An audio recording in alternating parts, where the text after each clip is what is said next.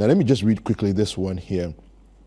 The organizers, the police hold debriefing session with organizers of the protest. The Ghana Police Service has expressed a desire to hold a debriefing session with the organizers of the hashtag Jubilee House protest following the end of the 3-day demonstration. Now, the debriefing, the police explained, is aimed at fostering a more fruitful engagement in the future with the organizers. Now, a statement signed by the Director of Public Affairs of the Police Service, ACP Grace Ansa Akrofi, said, "As the demonstration has come to an end, we look forward to meeting with the organizers for a debriefing session with them with the aim of fostering a more fruitful engagement in the future." The service has also expressed its appreciation to the organizers for their collaboration during the demonstrations. The police on Wednesday, September 20th, filed an injunction application preventing the group from proceeding with the intended protest. Now, the group leaders, in response, insisted on going ahead with the protest, but the police on Thursday, September 21st, stopped the group from massing up at Jubilee House for defying its orders. The 48 members of Democracy Hub were arrested in the process. A BBC journalist and his cameraman were also picked up, while Metro TV's Bridget Otu was also roughed up by the police on Thursday. All right, the group on Friday and Saturday continued its protest, with the police barricading them from marching to the Jubilee House. Okay, the police also released a statement, which is also on citinewsroom.com, and we can go ahead and look at that as well later on. All right, so let me start with you, Mensa Thompson. Yes, very good morning to our cherished viewers once again. And let me say a very big congratulations to the organizers of the Occupy Jubilee House. It's not Jubilee House. Occupy Jubilee House demonstration. This weekend's demonstration was one of the most successful demonstrations ever organized in this country, in so many ways and so many facets. What are your metrics?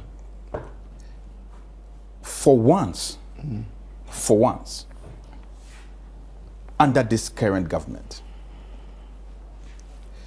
we've seen a group of demonstrators who demonstrated resilience.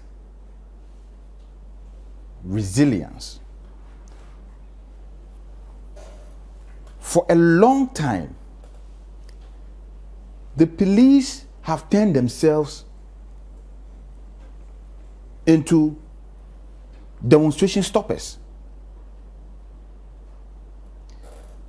The police have been given a constitutional mandate, both under the Constitution and the Public Order Act, to offer protection to demonstrators. When people write to the police that we want to demonstrate, the police unscrupulously misinterprets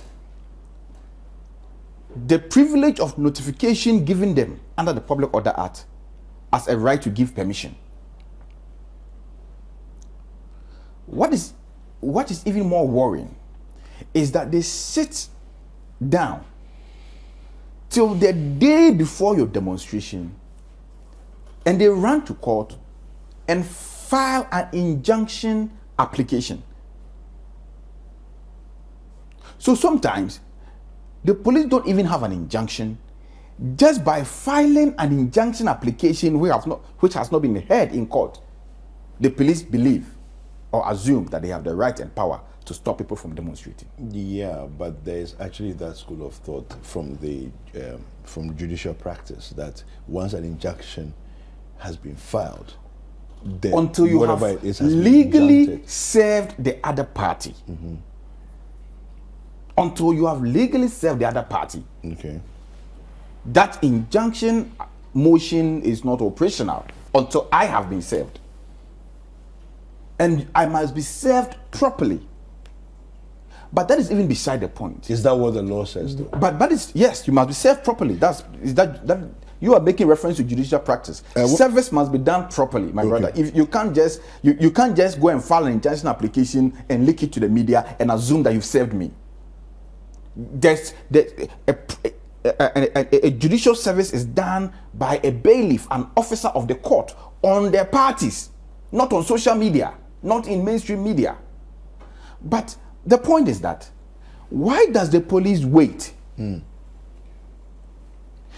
a day before my demonstration, when the Public Order Act says that notification must be given at least 5 days clear? Yeah. And that 5 days clear is supposed to allow room for some of these interventions, negotiations, understandings, accessibility, and what have you. But the police sit down and last minute and they go to court. I salute the demonstrators for defying the police.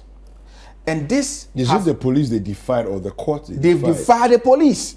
Because the court is not interested in stopping anybody from demonstrating. Okay, so, it is the police who have made it their business. So hold on, because when the Public Order Act is quoted, it's often quoted that the police are supposed to be notified, and that's it. It's not a seeking of permission. But in the Public Order Act, it goes on to say in point 4 of the Public Order Act, where a police officer notified of a special event under subsection 1 has reasonable grounds to believe, that the police officers has reasonable grounds to believe that the special event, if held, may lead to violence or endanger public defense, public order, public safety, public health, or the running of essential services, or violate the rights and freedoms of other persons, he may request the organizers to postpone the special event to another date or relocate the special event. An organizer requested under the subsection 4, which I just read, to postpone or relocate the holding of a special event shall within 48 hours of this request notify the police in writing of his willingness to comply. Okay? It's okay. Stop there. Stop. No. I'll just read the last bit. Then you can address all. Then you can address all. You've read the most vital part of it. You can address all. No, I decide which one is vital because I'm getting to a point where the organizers refuse to comply with the request under subsection 4 or fail to notify the police officer in accordance with subsection 5, which I just read. The police officer may apply to any judge or chairman of a tribunal for an order to prohibit the holding of the special event on the proposed date or at the proposed location. You can come in. So you see why I ask you to stop? The 48 hours thing. Because you see, the framers of the law have in mind that the demonstrators should have notified the police at least 5 days. 5 days ahead, yeah. And within that 5 days, some conversation would have gone on. Yes. So, how does the police run to court 24 hours before demonstration? Because that doesn't even give anybody time to react.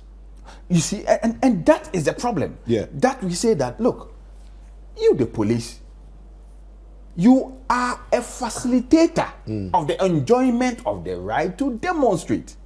Your job is not to be looking for means. And the law says reasonable suspicion. But that's at the behest of. It is not at the police. behest. There are yardsticks. That is not at the behest. No, I'm saying that it's within the police forces remit to say we feel this way. You don't feel this way. There must be that's to say reasonable, and there must be substantive evidence. Who says it's reasonable per what you think? That's what I'm saying. That and it's also reasonable per what the police think.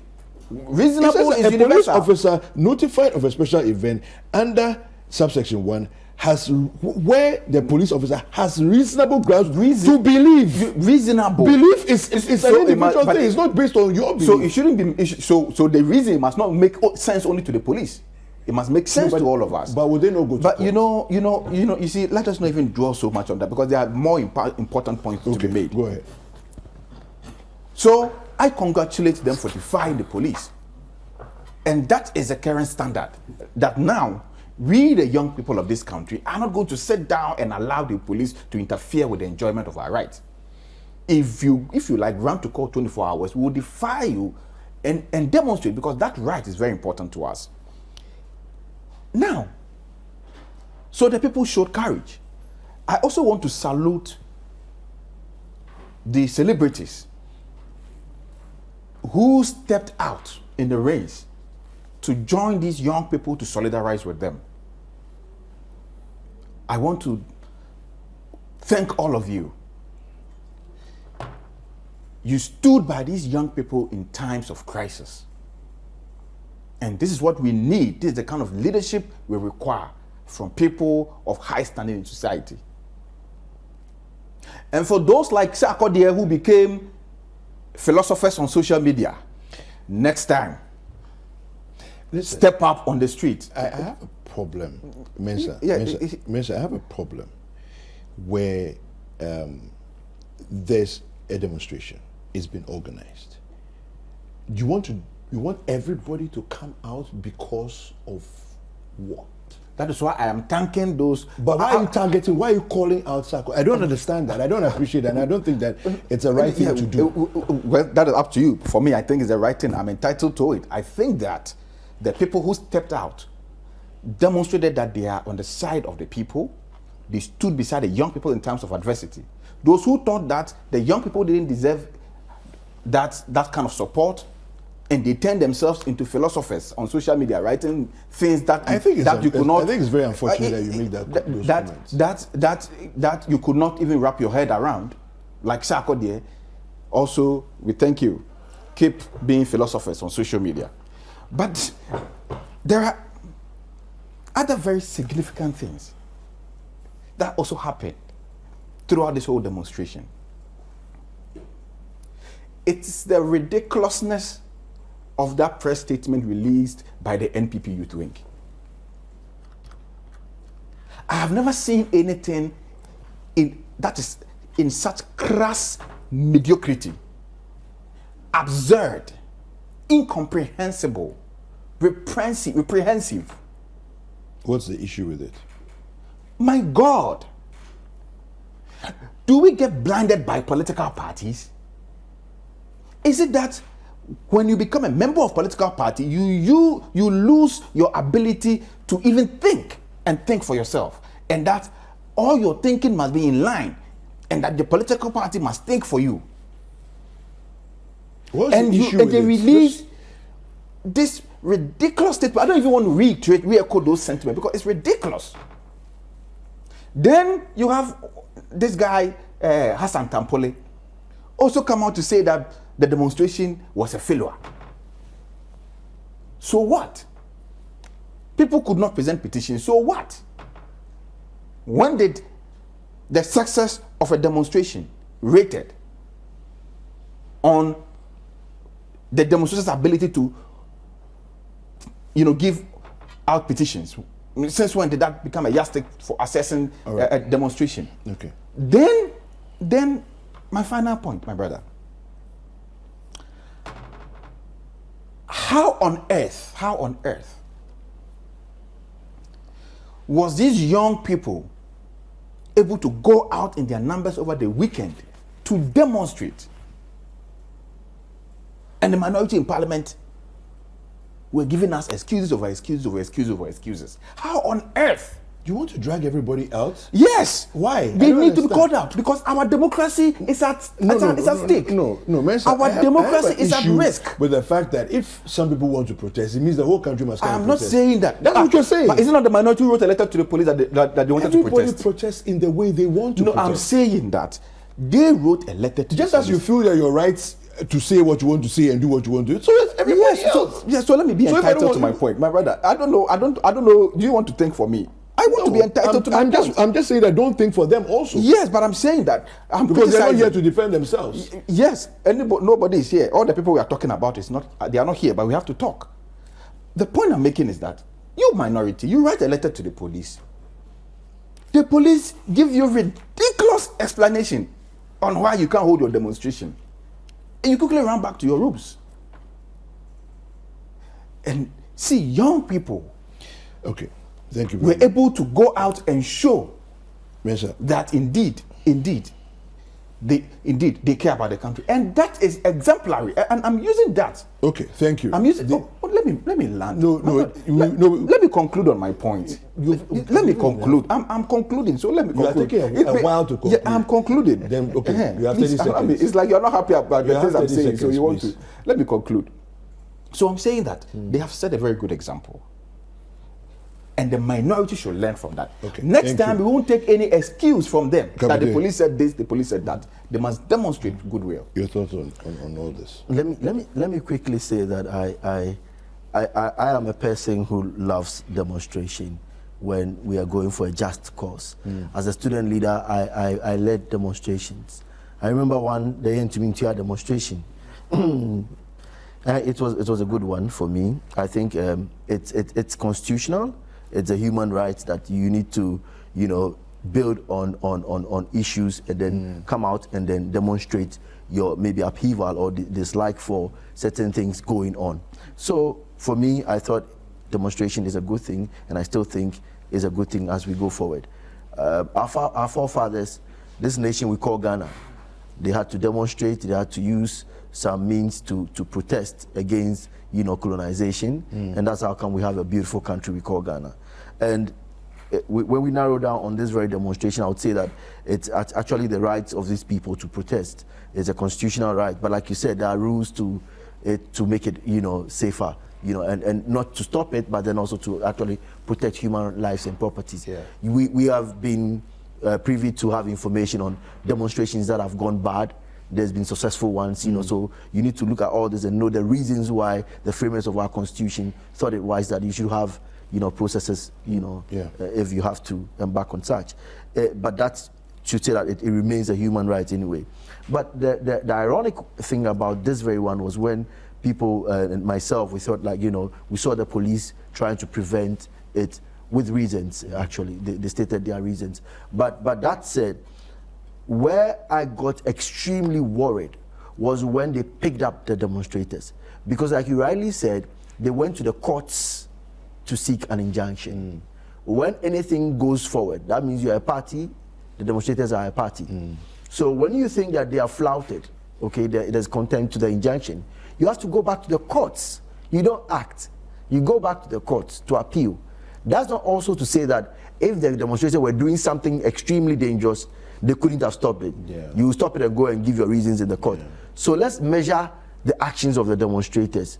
I did not see anybody going extreme as at the time they were picked up. Like you rightly said, some of your fellow journalists and some international journalists were also picked up along the demonstrators. That is where you even have an issue, because you couldn't even separate those who were there to do their professional journalism and those who were actually protesting. It doesn't stop a journalist from also being a protester. No. They can play a dual role. They are protesting, but they're also doing their work. So that's not a problem. You could go ahead and do your police job.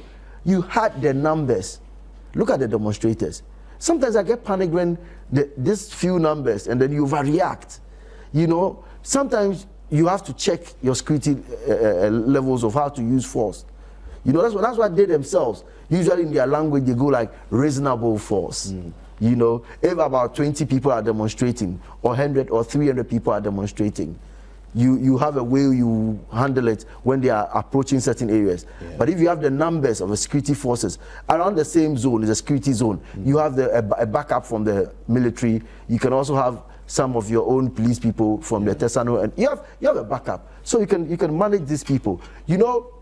If you don't properly manage these things well, they get out of hands. I got the reactions. Look, for the reactions of the politicians, and then, in fact, the office holder, the government, the ruling government, it's not comfortable. You won't be comfortable for such an action. This is not a comfortable one. But I've witnessed one before. I remember Honorable Kojo Banredo of a blessed memory, during our demonstration of Yentimi demonstration. This man came to Legon, spoke with us. He was not stopping us. Use this example very well. He didn't stop us. He came there with Honorable Elizabeth Ohene. after interacting with we, the student leaders, he said, I'll go to my office and then wait for you so we can discuss this. We embarked on our demonstration. We used the Legon to Accra. We got to the ministry. When we got there, this man was wearing a Vandal t-shirt, a red t-shirt with us. And then he said, look, this is the Ministry of Education. The president's office is across the street. Come with me, let's go to the president. You know, he managed us so well. When we got to the liberation, somewhere around the 28th February square, he stood with us, and then he climbed with the then Nuke's president, Honorable Abochi, and then they went up there. Kenneth Abochi and the man was standing there, and he actually discussed with our leadership.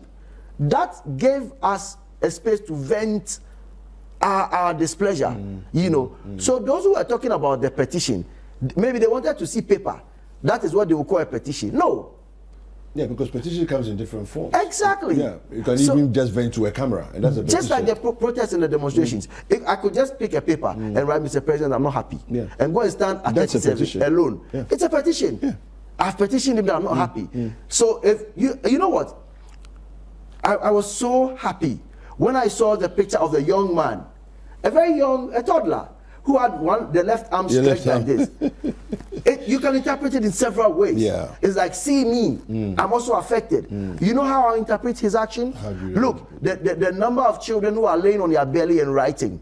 He says enough and it's enough. Okay. When you go to the dilapidated school buildings where children don't have tables and chairs, he says enough and it's enough. And if you go to where children were crossing the lakes and they got drowned, that young man standing there is saying enough is enough. You know, don't give us life jackets. Bring a school to where we are living. Okay? So if you saw a child like that and you saw adults, just give a listening ear. One of the ways that you can manage the stress, look, when you go to the definition of health, it's not the mere absence of disease and illnesses, a state of complete psychological, social, and well-being, you see. So when you come to people who are stressed about the economy is not working, it's a health problem. People are affected, but allow them to vent. When you give them the space. Look, that said, let's see some of the reactions to that were genuine. That 37 enclave, when somebody is being rushed, I was expecting the police to also make space so that, yes, people have the right to demonstrate. Others also have the rights to assess health. So I can understand when people were also venting their anger that, look, hey, we agree with you. We are also economically stretched. We are overstretched. But at this moment, my mother has collapsed. So I have to take her to the hospital. We need to. So that was how you manage the situation. So the police will come in with that. I just saw a footage of a video online of a moment when an ambulance was coming through.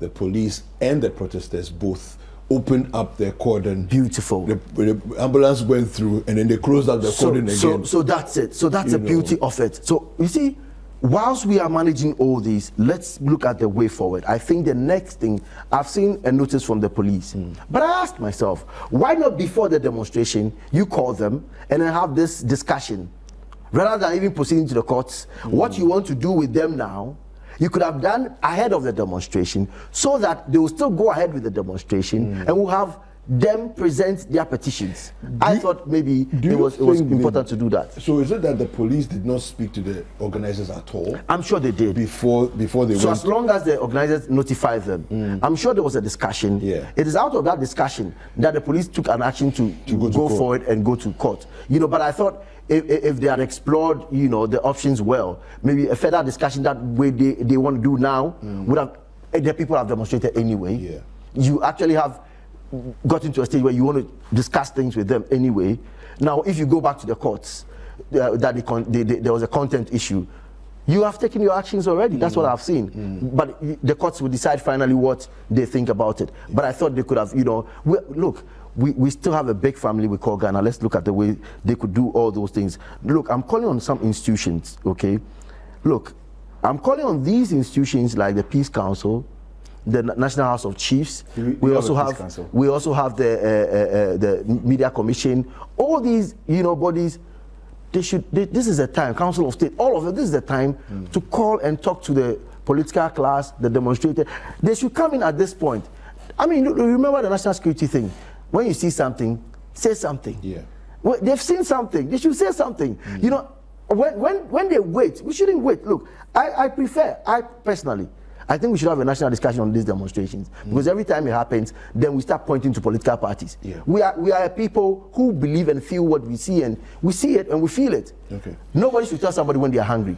Nobody should tell somebody when children have actually drowned in a lake and while on their way to school. Nobody should tell you, the same media person who collects with pictures and videos, children laying on their belly and writing. Nobody should tell me when we have decided to see people being corrupt, figures being quoted through the Auditor General's report. Nobody should tell us when people don't have jobs.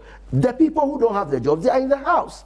The people who have not been posted, the nurses, they are there. It is very obvious. The pain is in. So let us make sure we don't set bad precedents by preventing people who just want to vent their displeasure. I'll come back to you and wrap it up for us. I think yesterday started demonstrations. Today would see demonstrations. And tomorrow would also see demonstrations. It's a human behavior. When people, look, you see a toddler, when the toddler is hungry, they will cry. Even when they wee on themselves, or maybe they are anything of discomfort. Anything that disturbs them, they will cry. They would cry. Yeah. So it's a human. I mean, they don't know how to speak. So they don't understand the language.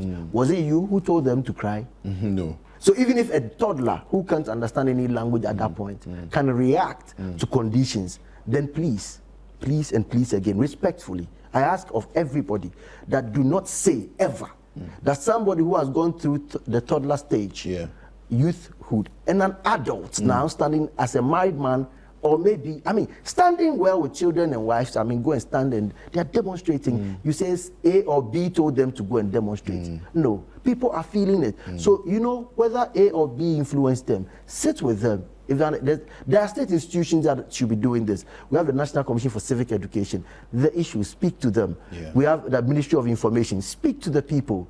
Look, let the people, you owe it a duty to the people who elected you into office to explain things to them. Finally, I'll say that, look, during demonstrations, it is important that while you have the right to vent your displeasure, you also have to think about others who might be discomforted by your actions. Because you are demonstrating, yes, like whilst demonstrating, just know that, look, somebody might be using that route. One of you in the same condition might have to rush to work or lose job. So you need to manage it well. And I think going forward, the police should, you know, engage more with the organizers. I was observing throughout the 3 days, and I thought that the second and the third day, the posture of the police was rather encouraging, you know, in the sense that there wasn't the aggression of the first day. Right. You didn't see that the aggression of So that's the day that people were picked? The first day was the day where people were picked. So after that, the posture. So why was there aggression on the first day? The Mensa, I'm not going to play into your antics. You know. But it's a human institution. Yes, so, yes, you know, and there was one of the videos at the point in time when Bridget was in front of the gate. Bridget Otu was in front of the gate. Well, that was when I was hurt. No, I saw somebody rip the dress off. Yeah, but my sister. I'm making a point. There was a video, and in the commentary, right, I heard one of the police people reacting. Hey, they are insulting us. Let's deal with them. They are insulting. So I realized that it's what you are saying. It's like I said, as much as they are a professional body, it's a professional body made of human beings. Right. And it's like you're allowing your humanity to react to an insult. But you're a police officer. You have weapons. You have power.